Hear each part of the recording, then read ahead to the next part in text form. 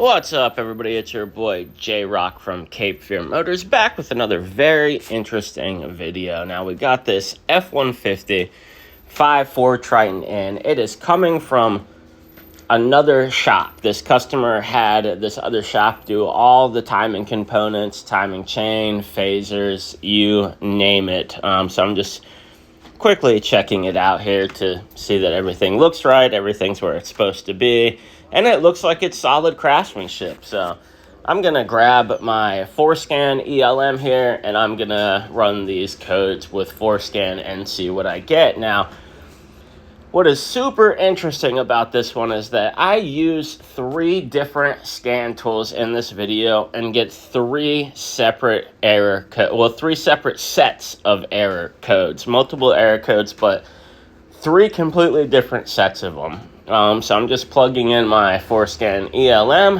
and I'm gonna run the codes on Forescan. Now, Forescan comes back with an intake air temperature sensor, possibly the O2. Can't 100% remember, and I'm not looking at it right now, but I know my Autel pulls the oxygen sensor code. Can't remember if Forescan does or not, but got a couple codes with Forescan. Just plugging in my jump box so I don't kill this guy's battery.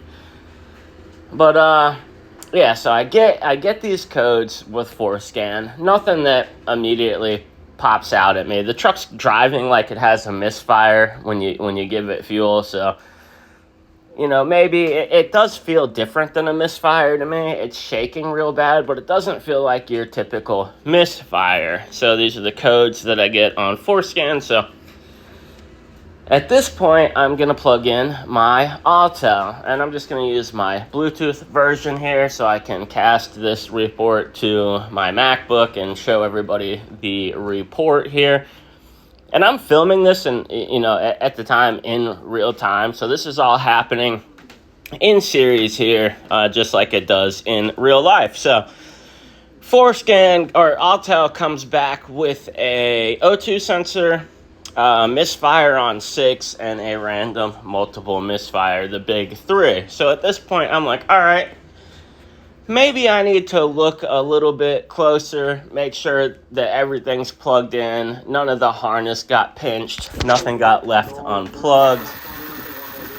So that's what I'm doing here. I'm gonna pull this giant intake boot off just so I can get a better look at everything. Obviously, I check coil number 6 pigtail, make sure it is plugged in. But again, it's not driving like an actual hard miss like you would feel with a bad coil or a plug or something like that. Just feels quite a bit different. So I'm just unplugging everything now and gonna attempt to get a better look here. I get a better look at their work they did. I mean, everything looks like it's in the right place. Everything looks decent. You can see all new Felpro gaskets everywhere. So somebody really did take their time doing this. I'm not saying it's a half-assed job because it doesn't appear to be, but it is strange because I don't find anything, and then I get frustrated here and I plug in HP tuners, and I use the VCM scanner and take it out to data log it, and VCM scanner pulls a timing code, intake bank 2 over advance. None of the other tools pull this code. Super odd.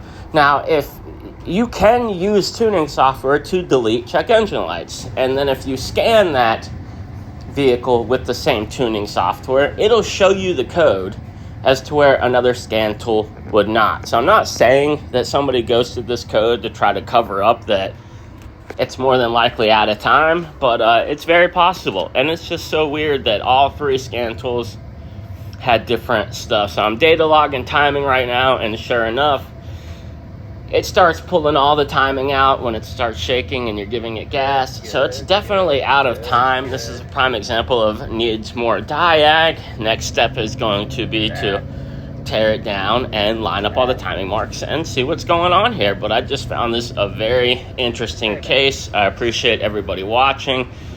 Peace.